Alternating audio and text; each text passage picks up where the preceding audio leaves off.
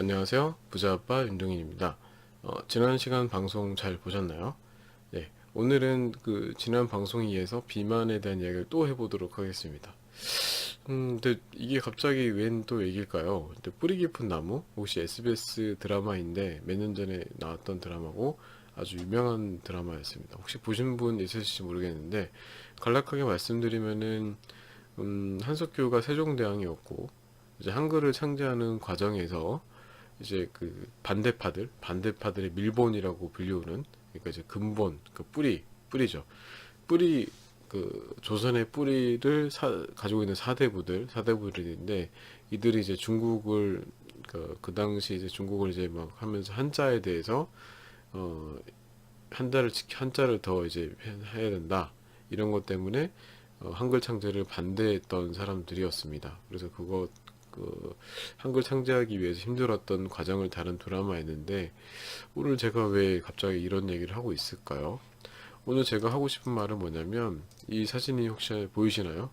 오늘의 주제는 바로 뿌리 깊은 비만입니다. 저도 이 사진 보고 솔직히 깜짝 놀랐어요. 제가 5년 전인가 6년 전 35살 때의 모습인데, 해변에서 우연히 찍힌 사진이에요. 근데 와, 상상이 안 돼요. 배가 저렇게 막 뚱뚱하고 막 가슴이 여자처럼 막 유방이 막 터지려고 그러고 막 저런 저런 김정은보다도 더 심한 듯한 그런 모습이었고, 얼굴도 막 완전 시커멓고 암 환자 같았어요. 근데 사실은 그때도 살은 빼고 싶었었는데 살이 잘 안 빠졌거든요. 어떻게 보면은 저한테는 비만의 뿌리가 아주 깊게 내려 있었는데 어떻게 빼야 될지 몰랐던 거죠. 예를 들어서 살 빼기 위해서 좀 굶어 봤다가 운동을 열심히 해봤다가 하나씩 해봤지만 안 됐던 겁니다. 그러다 보니까 포기했었죠. 직장 생활을 하면서 아무래도 살 뺄 시간이 없죠. 그냥 나이 살인가 보다 이러고 살았던 것 같습니다. 그러다가 제가 최근에 비만의 원인에 대해서 좀 알게 됐습니다. 공부를 좀 하게 되고, 그래서 한번 생각을 해봤는데, 뿌리 깊은 비만의 원인이 뿌리가 뭐가 있을까요? 그래서 대표적인 거 여러 가지가 있겠지만 제가 생각하는 대표적인 것들, 책에서 언급하는 것들을 가지고 얘기를 해보겠습니다. 저번 시간에 얘기했다시피 음식독, 그러니까 가공식품이 되겠죠. 가공식품들, 그리고 수면 부족. 잠을 못 자면은 아무래도 체지방 분해도 잘 안 되다 보니까 살이 더 쌀 수 있죠. 스트레스도 많이 받게 되고, 그 다음에 또 운동 부족도 될 수 있고, 맨날 누워 있는다든지, 그 다음에 영양 결핍. 영양 결핍 되면은 몸에서는, 뇌에서는 혼동을 해서 체지방을 자꾸 쌓게 되거든요. 그 다음에 스트레스에 대해서 아시죠? 맨날 회사 가면 갈굼당하고, 집에 오면 또 힘들고, 이러면은 그 스트레스 코르티솔 호르몬이 나와서 근육을 파괴시키거든요. 나쁜 스트레스는 근육을 파괴시킵니다. 물론 이게 좋은 스트레스, 운동 스트레스는 이제 저희가 체지방을 빠질 수 있도록 만들어주지만, 일시적으로 빠질 수 있게 만들어주죠. 하지만 이런 엄청난 현대인이 받는 스트레스들은 오히려 몸을 망치는 원인 중에 하나입니다. 다들 아시겠죠? 그리고 술, 담배. 저는 담배는 안 피지만 술을 좀 많이 먹었었기 때문에 이런 것들이 원인이라는 것을 알게 되었습니다. 그러면 제가 어떻게 했을까요? 당연히 이것들을 하나하나씩 제거하지 않고 한꺼번에 다 제거를 했죠.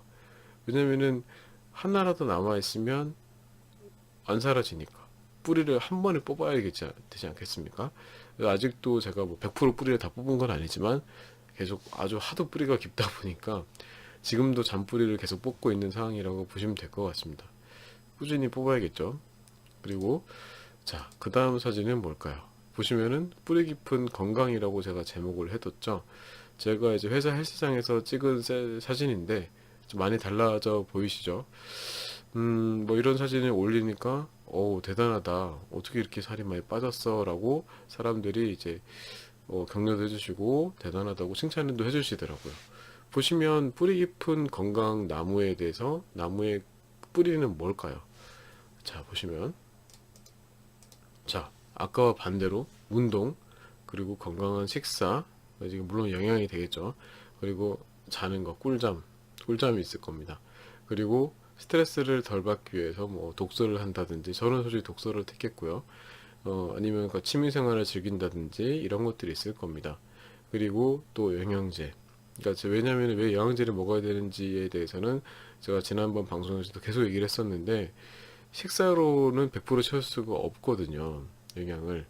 그러니까 영양을 100% 채우기 위해서는, 예전에는 뭐 식사로도 가능했을지 모르겠지만 토양 오염도 되고 여러 가지로 어, 그 뭐야 저기 야채 토양 오염 때문에 야채나 이런 것들이 토양 그 영양분이 결핍되고, 그걸 먹는 이제 소나 돼지도 영양결핍이 되고, 그걸 먹는 사람도 똑같이 영양결핍이 된다는 거죠. 칼로리가 풍부한 그런 음식들은 많지만 지금 현재 영양이 풍부한 음식은 부족하다는 상황인 거죠. 유기농 음식이라고 하더라도 그렇게 이제 풍족하게 영양을 채울 수 없다는 거죠. 그래서 뭐 저희가 영양을 채우기 위해서는 하루에 5kg 정도의 야채를 먹어야 된다라는 얘기를 하고 있을 정도니까요.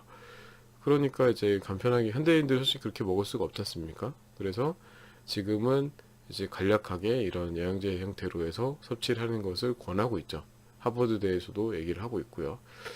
이런 식으로 제가 바꿨더니 지금은 보시다시피 혈색도 좀 많이 좋아졌고 여러 가지로 좀 건강한 삶을 살고 있습니다. 일단 뭐 많이 잘한 것 같은데, 음, 다음 시간에는 일단은 뭐 제가 건강에 대해서 계속 다뤘으니까 이제 부라든지 다른 주제를 가지고 말씀을 드리겠습니다.